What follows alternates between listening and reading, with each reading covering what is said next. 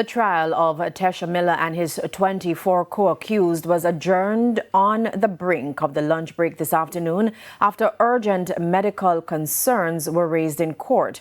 Dr. Paul Robinson, who is also among the accused, alerted the court that fellow defendant Travis Drummond, who was seated beside him, required immediate medical attention. Now, Dr. Robinson insisted on addressing the judge and subsequently conferred with the several attorneys, including Mr. Drummond's lawyer, Kemar Robinson. Before approaching the bench, Mr. Robinson informed the court that the doctor had recommended Mr. Drummond receive medical attention. Shortly after, Justice Dale Palmer said, based on information presented, it was prudent for all the accused to be taken for urgent medical evaluation and ordered an adjournment for the remainder of the day. Subsequently, Mr. Robinson requested that his client and another defendant be relocated to a different facility.